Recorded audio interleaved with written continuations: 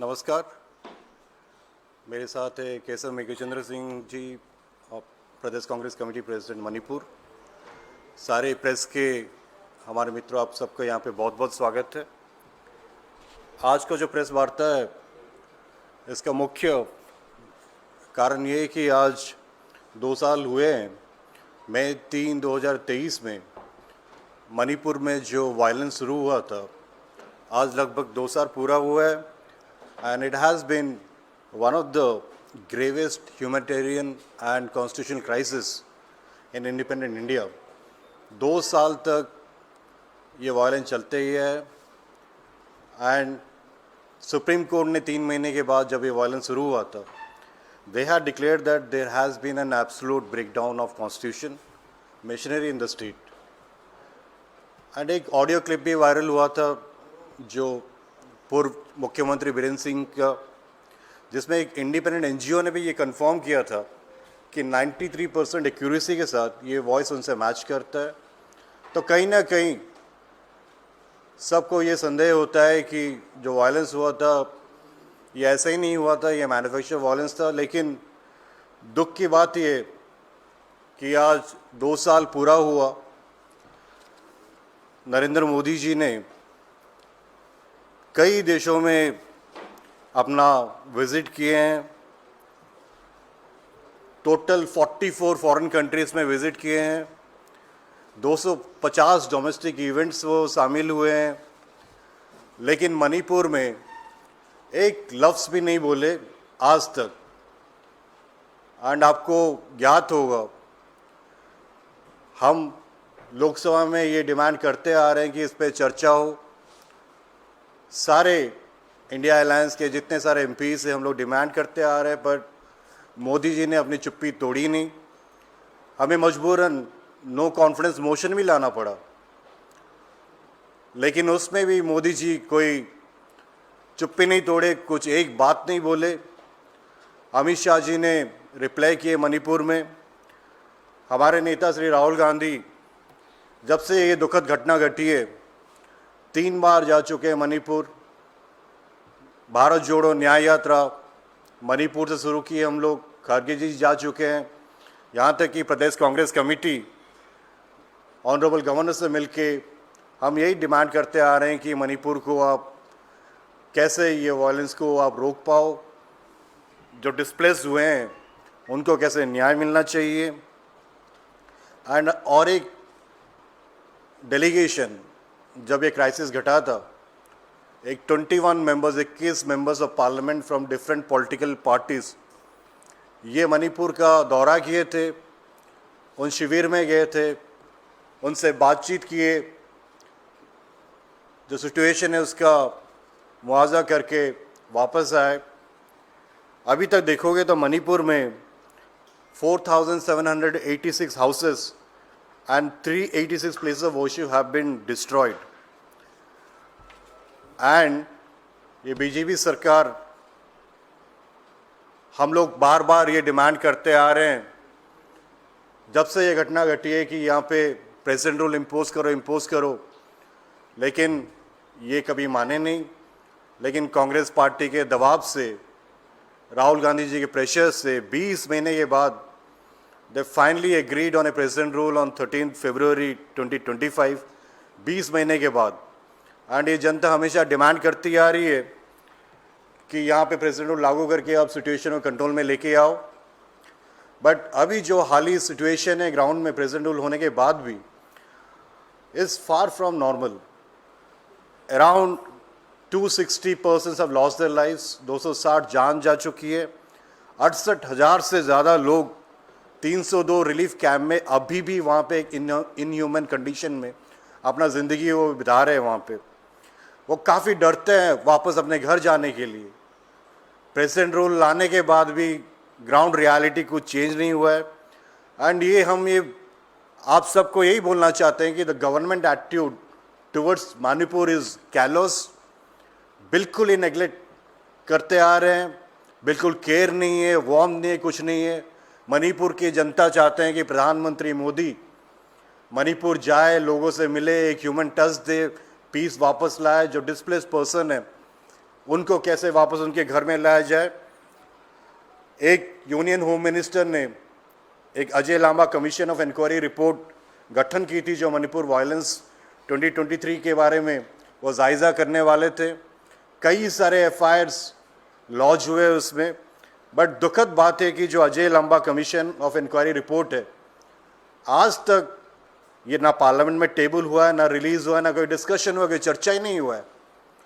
और दुख की बात तो ये है कि जब प्रेसिडेंट रूल इम्पोज किए हैं, सरकार को पार्लियामेंट में, लोकसभा राज्यसभा में वो जो प्रेसिडेंट रूल का उसके अप्रूवल के लिए उनको एक रेजोल्यूशन लाना है लोकसभा में।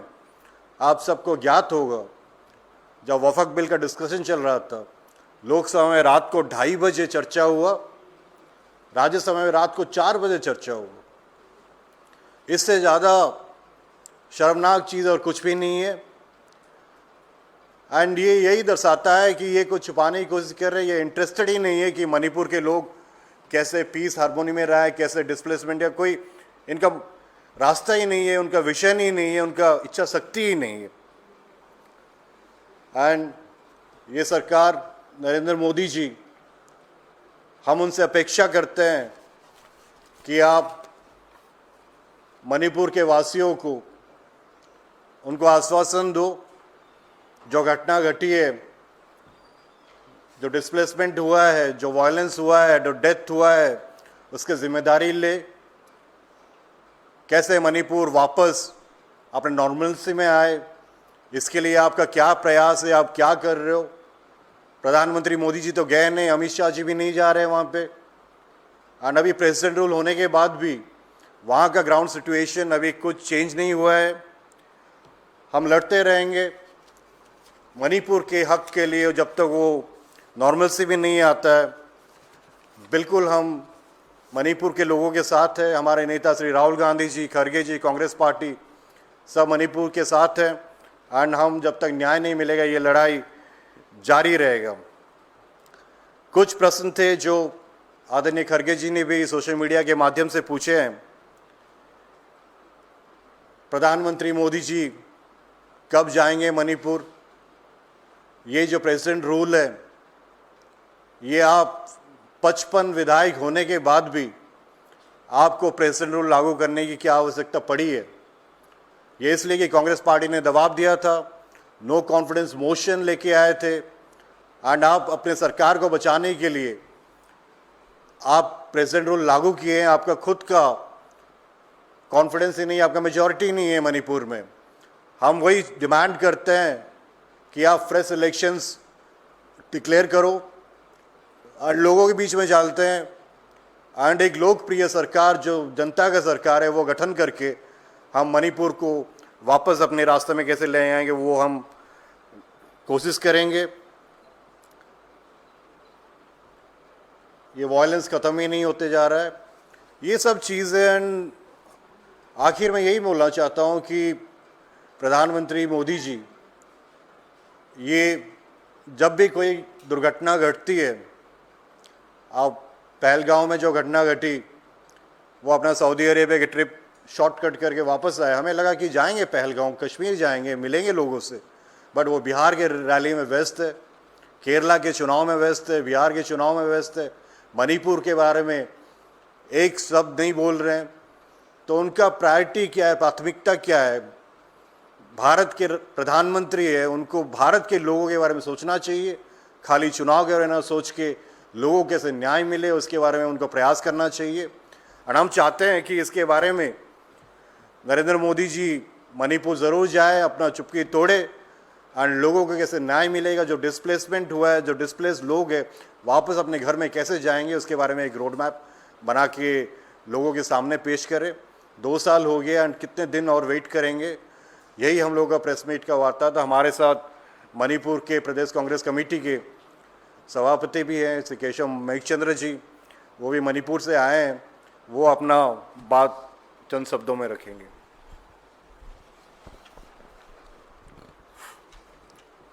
Good afternoon, every one of you, and Honorable Saptagiri ji, Honorable MP, and AICC in charge of Manipur. Thank you for this having a press conference on Manipur, and I also thank our AICC leaders and friends of media. Today, everybody knows that it's completed 2 years violence in Manipur. 3rd May 2023 was a black day in the history of Manipur and also across the nation. In fact, the violence which had happened in Manipur since 3rd of May 2023 was manufactured by the double engine government. We come to know that the architect of this violence is BJP, because they are not serious on the matters of this violence. They are not try to bring the solution in the last 2 years. It's really very painful to all the citizens in Manipur. We may recall that during the former governor of Manipur, Unusha Wikeji, she formed, Honorable Governor formed a peace committee in 2023. After forming the peace committee in 2023, there was not a single peace committee meeting to resolve the situation in the state of Manipur. And we are waiting for all political party and the peace committee meeting to resolve the situation, to bring the peace, to bring peace in the state, but it was not happen to have a peace committee meeting. So far there is no peace committee meeting for this violence in the state. And again, there is no sign of or any development for dialogue between the two communities. So far, in the last 2 years, there was no dialogue to sit together for the communities. It's a negligence of the Narendra Modi ji led BJP double engine government. And also, we are experiencing for the last 2 years that there is lack of proper use of constitutional machinery.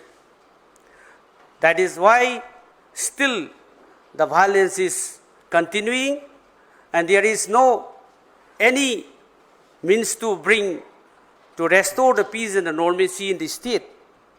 In fact, it's a very unfortunate that there is no dialogue and there is no use of this constitutional machinery to resolve the situation in the state. And also you see, friends, we are really very painful. The lives of the people of Manipur.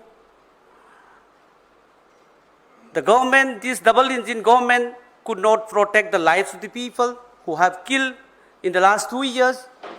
And also, properties of the people, more than 60,000 are still in the relief camp. IDPs who are living in the relief camp, you see, in the last 2 years, they are still living, the IDPs are living in the relief camp.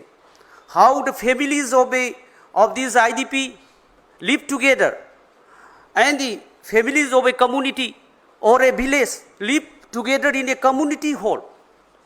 How horrible the situation who are living in the relief, in the community halls, as there is the relief camp. So that is the situation over there for the IDPs who are living in the relief camp. And again, in the last 2 years, and it will continue again, that there is no free movement at all. One community cannot go to other area, and another community cannot go to other place. All the national highways, which is lifeline of our people, is totally blocked for the last 2 years. If there is no free movement, how the people, how the citizens of India can survive over there in the state of Manipur? Is not this the responsibility of the state government and the BJP central government?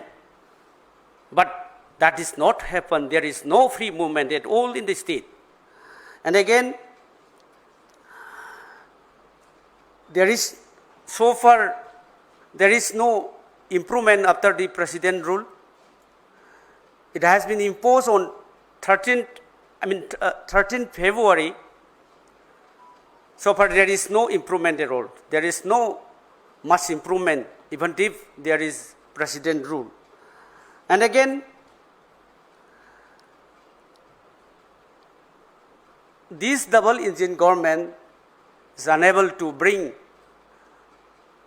peace and the normalcy, and also those who are living in the relief camp, there is no any plan to go back to their respective original home, even after this imposition of the president rule. That is why all the time we are very painful, we are facing this pain and the sorrows, but our Congress leader, our Honorable President Mallikarjun Kharge ji, he visited Manipur, and also our dynamic leader, LOP, leader of opposition Shri Rahul Gandhi ji, visited 3 times in the state of Manipur and met all these communities and share the pain and the sorrows over there in the state. But Narendra Modi ji, he never visited to Manipur, which is his own state, and he never shared the pains and sorrows of the people of Manipur. And why we are asking again and again, why he is avoiding to visit in Manipur for the last 2 years. Our respected Saptagiri ji also mentioned on that, but we are always waiting to visit once in Manipur by Honorable Prime Minister of India, Narendra Modi ji, and he never cared of the citizens of Manipur, the people of Manipur, and all the time our AICC leaders concerning the problems that we face in the state. And lastly, I just want to ask, if there is no dialogue, if the constitutional machineries are failed, then what should we expect more and more? We want to have a fresh mandate, because the double-engine government fails to administer in the state, and also after the president rule, they failed to bring the peace and the normalcy. So there is no more trust to the BJP government. We don't have any trust to the Narendra Modi government, double-engine government. Even if there is president rule, we don't have any trust on it, and we demand this fresh mandate so that Congress, we believe Congress, if the Congress government comes over there in the state, we can bring peace and normalcy in the state of Manipur. That's why we have trust to the Congress party, our leaders, Rahul Gandhi ji, Mallikarjun Kharge ji, and Saptagiri ji, so that we demand fresh election, so that we can bring back our normalcy in the state, and the IDPs can bring to their original homes. And finally, we are experiencing for the last 2 years, this double-engine government cannot solve any problem in the state. So we, the people of Manipur, for both the communities, we need to understand that BJP failed to bring normalcy, and they are not caring for the people of Manipur. So today, the 3rd May 2025, I appeal to all the people of Manipur to bring peace and normalcy in the state, and let us understand from the corner of my heart, I am just saying that we should bring understanding among us. Force cannot bring peace. This BJP government cannot bring peace in the state because we are experiencing for the last 2 years. So by understanding, we can prevail peace in the state. Thank you.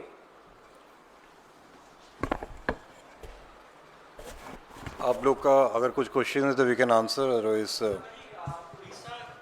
Orissa में और उड़ीसा सरकार और ममता सरकार के बीच में जो मंदिर के नाम को लेकर जो वहाँ चीज़ें चल रही हैं, उस पर आपका क्या प्रतिक्रिया है?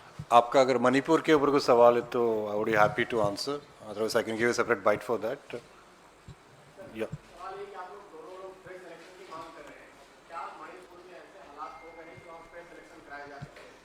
देखिए, अभी प्रेसिडेंट रूल जो है that is not able to provide any solution.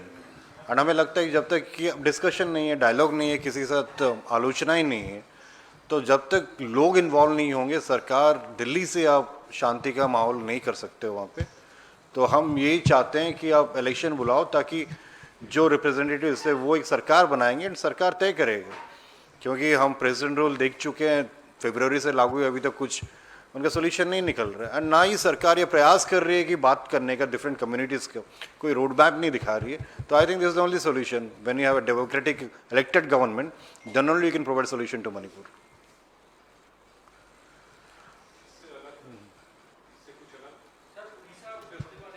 पूछिए. कांग्रेस की कल सीडब्ल्यूसी हुई थी, उसी पर बीजेपी ने आरोप लगाया कि वो सीडब्ल्यूसी नहीं थी, वो पीडब्ल्यू थी, पाकिस्तान वर्किंग कमेटी. तो कहते हैं कि आपने भारत के प्रधानमंत्री का अपमान किया है, सेनाओं का अपमान किया है. ये जो बात है इसके बारे में कल हमारे पूर्व मुख्यमंत्री श्री चन्नी जी ने जवाब दे दिए. इसके बारे में आगे और मुझे कुछ बोलने की अभी ज़रूरत नहीं है. ऑलरेडी वो क्लैरिफिकेशन दे दिए जो मीडिया के सामने शामिल है वो. Thank you.